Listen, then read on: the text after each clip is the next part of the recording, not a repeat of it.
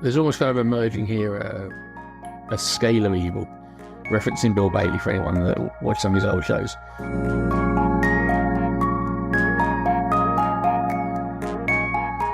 Hello and welcome to another episode of Marketers of the Universe. I'm Tom Innes, copywriter for Brew Digital, and today we have an excellent episode where we're bringing in another guest. So to kick things off, I'll be handing over to Debbie, who will be hosting a panel consisting of myself and Eleanor Francis, talking about content marketing. Following that, Mark Bundle will be discussing greenwashing v greenhushing and whether or not companies should be doing more to save the environment. But first, let's dive into that content marketing discussion right now.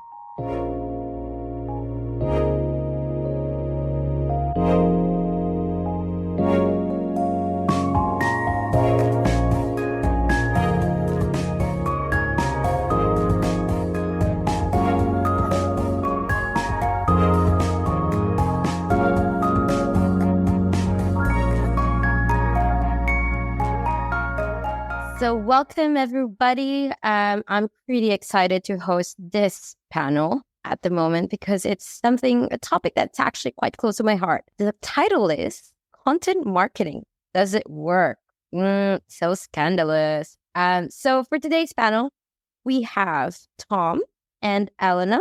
I would get them to introduce themselves because they will do a better job. Tom, you go first.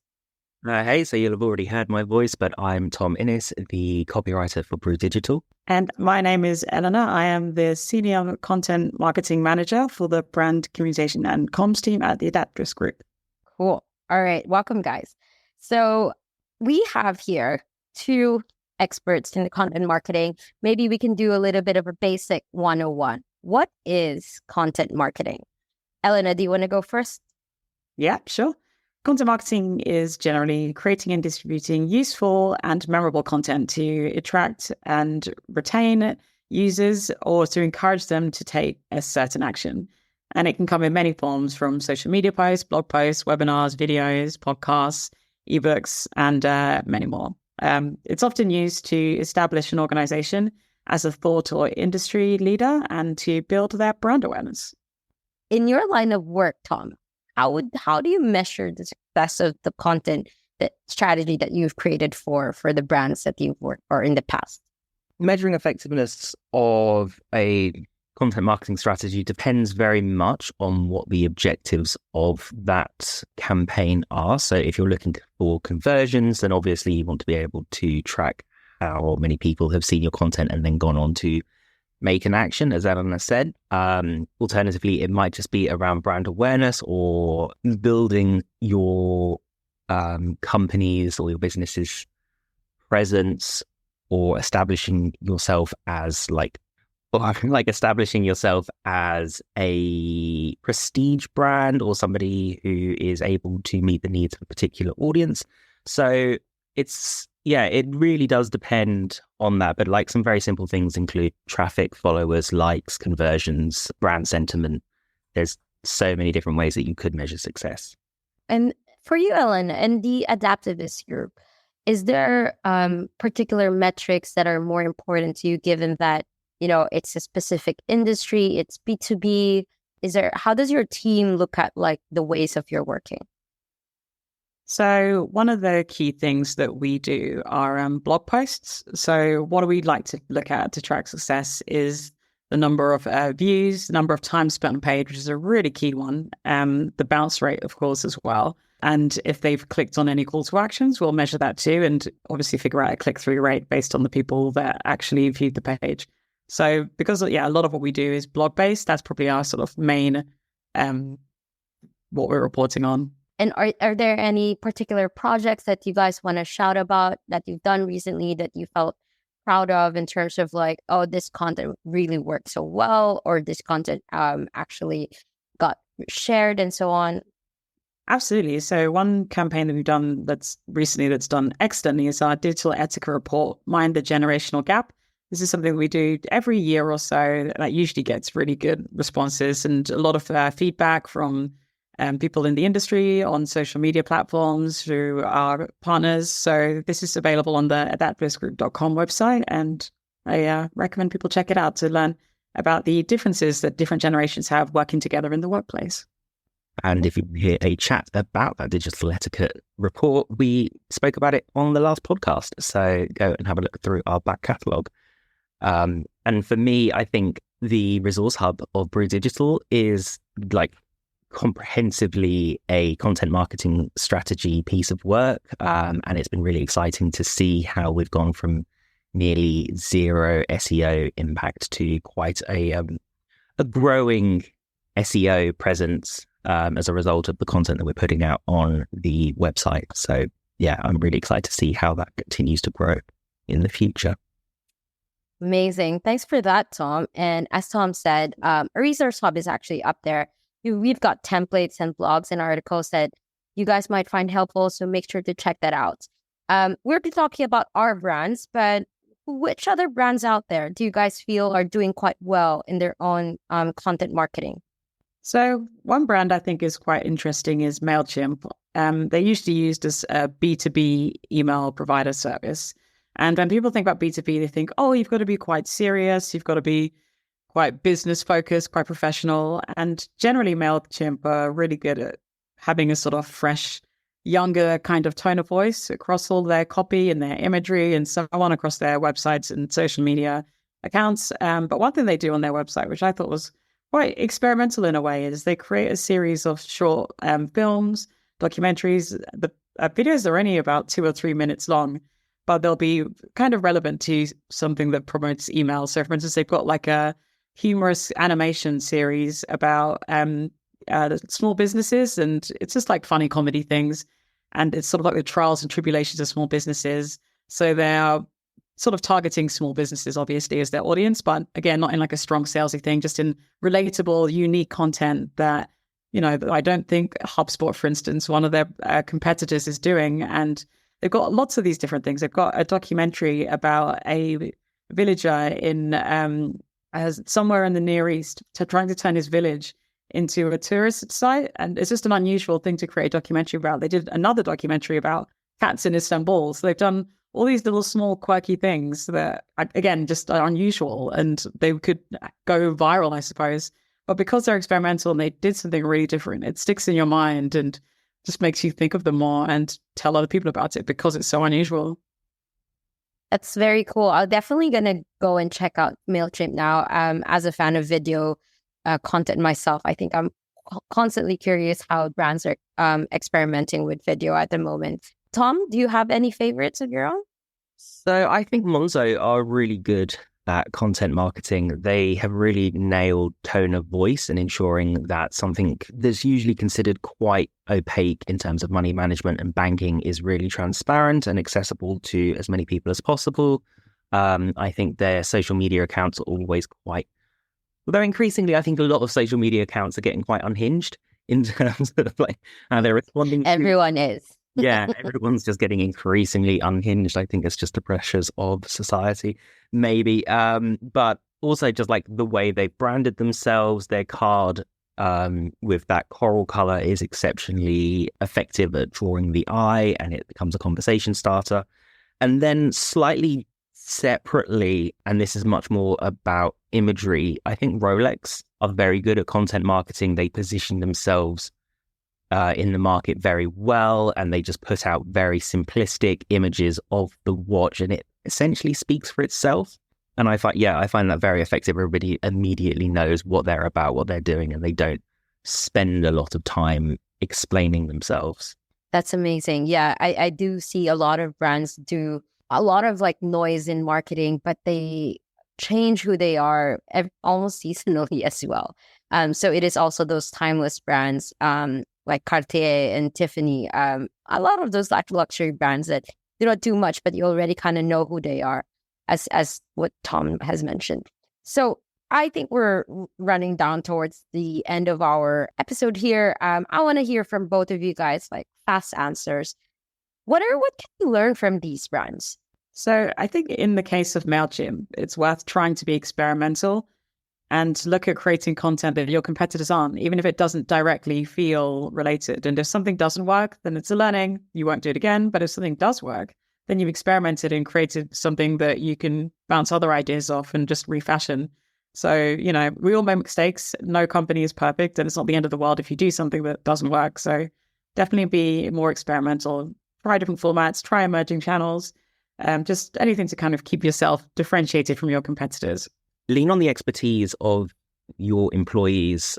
Like, you have exceptional resources at your disposal in the knowledge of your employees. So encourage them to actually make more use of it, share that knowledge and that experience, and play around with the formats and how you deliver it. So it could be short form video, it could be blogs or opinion pieces, and just have fun with it as well. I think when you are doing something by rote, or you're not enjoying it, or you're doing it because you feel obligated, that comes across. Whereas if you actually enjoy your subject matter or are enjoying the process of creating content, you can feel that, and your audience will connect with it much more as well. On the flip side, what would be the common mistakes that you feel brands should definitely stay away from? I think this goes with a lot of marketing things. A lot of companies, they don't sort of have a really specific marketing strategy in mind, particularly when it comes to their audience's needs. So when a lot of people think about content, they think about selling something, but the nature of content marketing, that it's not a sales piece. It's something that's more about brand awareness, trusting the brand. So don't be too salesy, and think about what your audience will find useful and need that doesn't immediately sell something that you sell.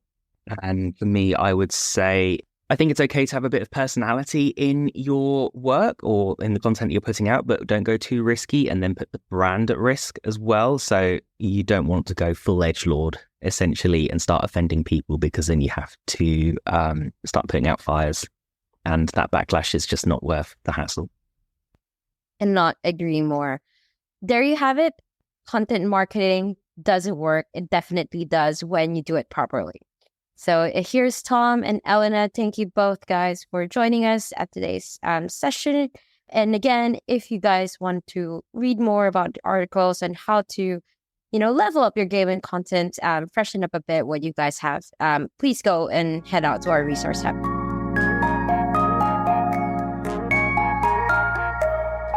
Thank you to Debbie for hosting that panel, and it was lovely to welcome Eleanor to the podcast. Let's dive straight into our second topic, which looks at greenwashing and green hushing. Over to Mark.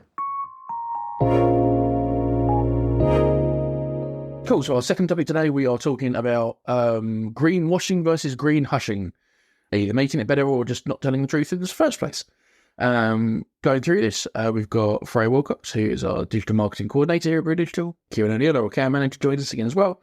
And Sophie Modnor from our social media team in Kuala Lumpur. So first things first, I'm going to ask the obvious question: greenwashing versus green hushing. What is the actual difference? Does anyone want to expand more on what they are? I've absolutely pulled this from Google, by the way. But it is basically describing the practice where companies are withholding or underreporting environmental information around sustainability or the initiatives that they've got. And to go into a bit of further detail around the rationale, is normally because they don't want people scrutinizing what they're doing. It might give them a competitive advantage. There's like regulators that they have to deal with, or they're trying to avoid greenwashing accusations and things like that. A lot of what I was reading about is that last part you mentioned.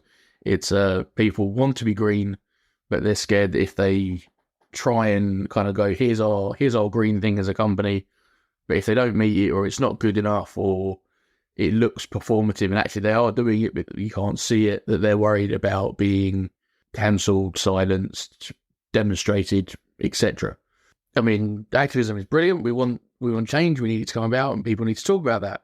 Is preventing companies that are trying to do good for fear of this activism, they can't do that? Is that something that's gone too far? Are we saying that actually the green cause has gone and having an unintended consequence is hurting itself here? I think based on what I've read, what I've known, I think it's not so much about it's too far, but it's almost like because there's no standardized framework, what's the standard for this? Because what I've read is for a company financial performance, you kind of know what to look at, their revenue, their profit, total asset, total debt. It's kind of clear what to look for in these companies in terms of their financial, but in terms of what they are doing to the environment, that's how we can kind of have all the discrepancies, certain people going to report certain things, certain people going to do this and going to do that. And even like I just learned that's like a new term, not just greenwashing and greenwashing. There's also like greenwashing, where a company just unintentionally didn't meet their goals. Like they're not like purposely doing it. They just set unrealistic expectation for themselves and then just not meeting it. So it's called greenwashing, like in a way kind of delusional about their sustainability goals, which is, I think it's not about it's going too far, but it's more about how do we actually have like a certain standard, I guess, to kind of make sure everybody like report the same thing and not somebody report on carbon footprint and somebody focusing more on the recycling, and then just like nothing is interconnected. Everybody's trying to look good, but there's nothing to like really compare amongst everybody, especially within the same industry. So I would say it's not about going too far. It's just more of how we make it slightly more organized and like have a certain framework around it. That was the next thing I was going to ask, is if there is this thing of hushing or wishing as well now, didn't know about that, thank you. Should companies be forced to publish this data? Should there actually be like a regulatory framework of, same as you have a profit and loss sheet on a set of financial accounts, should there be a carbon offsetting kind of standard template that companies should be filling out? Freya, what are your thoughts? Yeah, I don't think there's any harm in it. Like, realistically, people publishing their like statistics and their carbon footprint, you can only go up from where you start. I don't see why not. What harm can it cause? Especially with bigger corporations and fashion brands. I think let the world see what damage they're doing to the planet and if they're doing anything to offset it. And I think a set of standards or regulations would be a good thing, but I also think you'd have to take into consideration things like smaller companies. Maybe it's not necessary. Maybe they don't have the resources, the time, the money to do it. So it would be quite hard to standardize, maybe having a threshold. And once you pass that sort of threshold, you need to publish your sustainability efforts or your effect on the environment and the world around you. Because for smaller businesses, it can definitely be a much bigger challenge than bigger businesses. Saying that, there are some pretty big examples of bigger businesses bigger businesses that have purposely greenwashed and misled their customers. Businesses like H&M got sued recently for greenwashing, and also HSBC ranks 13th for the top banks financing fossil fuels in the UK and still finances carbon heavy industries like thermal coal mining, yet has had pretty big complaints about greenwashing awareness. 45 people complained about their recent advert to the Advertising Standards Authority, saying that their adverts are misleading. Companies definitely do need to be held to a standard, and I don't see how it could harm them, really, as long as the criticism that they get is constructive criticism. There's almost kind of emerging here a scale of evil, referencing Bill Bailey for anyone that watched some of his old shows. Greenwashing is clearly despicable. It's where you're doing something bad and trying to cover it over, but you've got to performatively, here is something good and eco-friendly. Green hushing is very much hiding whatever you're doing, good or bad, and kind of almost a neutral state in very big air quotes. Green wishing is then having a good thought, wanting to do better, and then maybe not being able to achieve that because you've been unrealistic.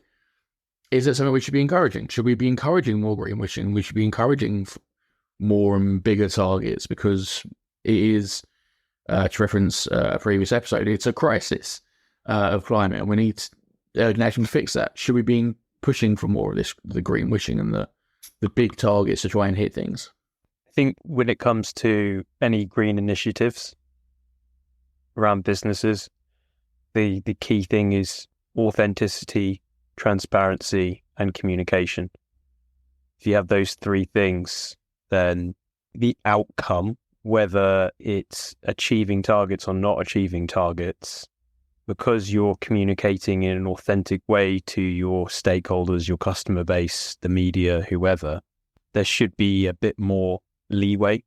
Because I think sustainability targets, it's nuanced, isn't it? You know, stuff can go wrong. Businesses can have a bad year, and if they fail to hit their sustainability targets because they've had a bad financial year or something like that, they shouldn't be put on blast for that if it's affected how they operate.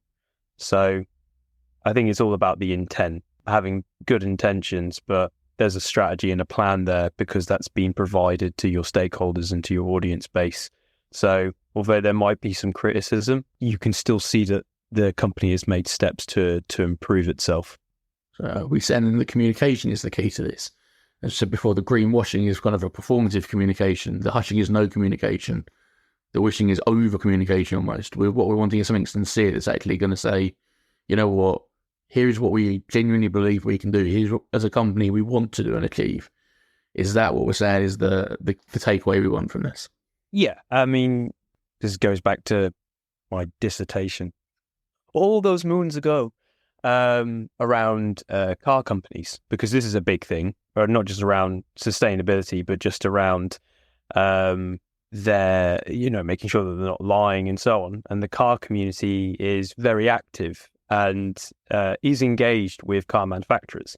And the big thing that I spoke about or I wrote about in my dissertation was around an asymmetric two-way conversation. So you have some management over the narrative or over the communication, because it's asymmetric, you've got a little bit more control. But there is the key was to have that authenticity and is to be transparent. So you allow to not have too much runaway on the conversation. But what you are doing is you are actively engaging in an authentic way with your audience or your customer and so on, and making sure that they're aware of your accountability and responsibility. They're aware of your continuous improvement that you're making and so on. There's a dialogue, basically. So yes, absolutely true. There needs to be communication is the key thing. A lot of the terms used in terms of accountability, visibility, they all sound like good marketing as well. They're all things we need in there. We've already spoken about good financial reporting, maybe for a regulatory framework for kind of these green and eco initiatives. Are we saying then the market capitalism can take each other? We can have green capitalism, where if you're reporting and openly speaking about your climate change initiatives, the market will then have its say. And if you're not performing well according to those targets, your product might take a dip. If you're doing really well and you're actually making a real difference to the world, consumers will move towards you. Can the free market save the planet at this point? Is that what we're asking? Wow, that's such a deep question, Mark. But well, I think if I were to answer this question, just one company, it's in fashion apparel. It's called Patagonia. For those who never heard it, it's Patagonia. They kind of make outerwear and all. So it's pretty sustainable company, way far ahead than H&M, Zara, and almost of the entire fashion industry. But even for them, I would say in terms business-wise, they're still doing pretty well and all. But even for them, that's still a long way. And even the CEO, he was quite open how he supports all these sustainable activities and missions and all. But he do acknowledge that at the end of the day, it's not enough, because we humans have been ruining everything for I don't know how many years. So it's not going to take 10 years to kind of solve everything. So it's more of a collective thing. And then another thing that I like to kind of point out to answer that question is, while we think about the businesses and doing the right thing, saving the planet and stuff, one part that often get overlooked at, including for a really good company like Patagonia, is the sustainable of the humans working for them. Because when we talk about sustainability, it's not just the animals and the forest and all, it's also the human. Because Patagonia kind of got called out they're doing all the good things with the environment and stuff, but people call them out because it's the good thing they also put on their website, so they're not hushing themselves out of it. It's only 34% of their factory workers are actually paid living wage, and the remaining are not. So I think it's out moment. Even for the best one, it's on their website. You guys can go. So I'm not creating the numbers myself. They specifically mention it as of 2022, only 34% are actually get paid living wages. And this is for a really transparent, open company about all their environmental sustainable efforts. So we can't imagine what the other numbers might look at. It obviously going to be lower than 30%.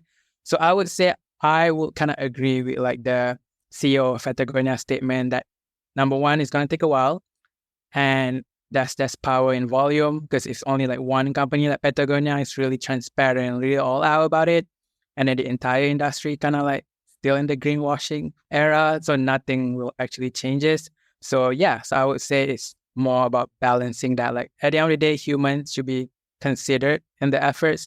And then second, it's the volume. It can't just be like a couple of companies doing it. We gotta need like more. And then it goes back to my initial point. There needs to be some sort of laws, guidelines, and all. So more people and more companies in this case feel pressured to actually kind of do it. Or else we're gonna have somebody like Patagonia doing the most, and then the rest not really doing a lot.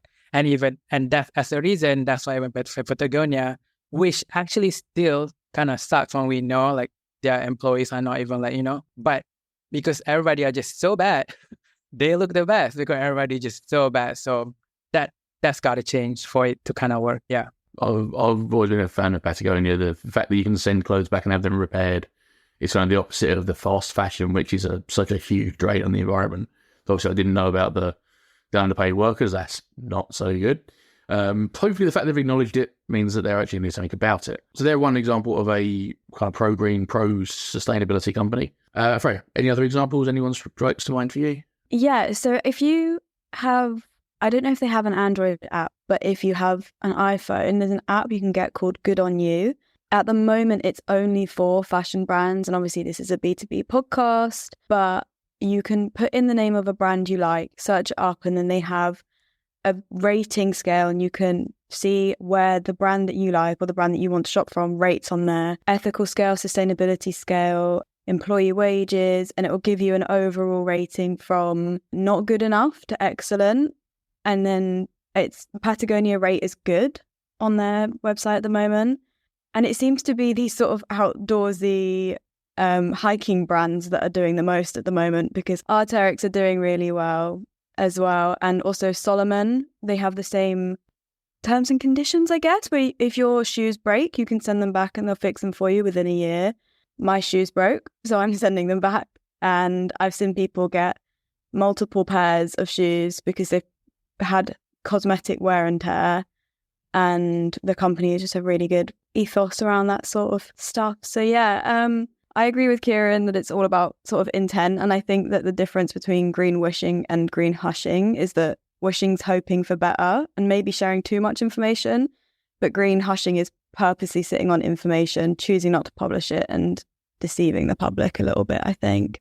Brilliant, thank you. So we will wrap that up there then. Thank you very much, everyone, for your time today. So yeah, the communication and maybe some clarity seems to be the way forward. What we need to see a move away from greenwashing and green hushing, not even green wishing, to a properly communicatable sustainability plan for all. So that's all we've had time for today. Thank you so much for listening. We hope you found some useful snippets in our session and are able to go and put them into your own marketing strategy. We love that you've made it this far through your listen, and we love making this content for you. So if you could recommend the show to one friend that you think would enjoy it, we'd be exceptionally grateful. Alternatively, if you've hated this podcast, then send it to someone you don't like. Thank you to all of the Brew Digital team for their research and input in today's session. Make sure to check out our past episodes and subscribe on whatever platform you listen to your podcasts on, and we will see you on the next one.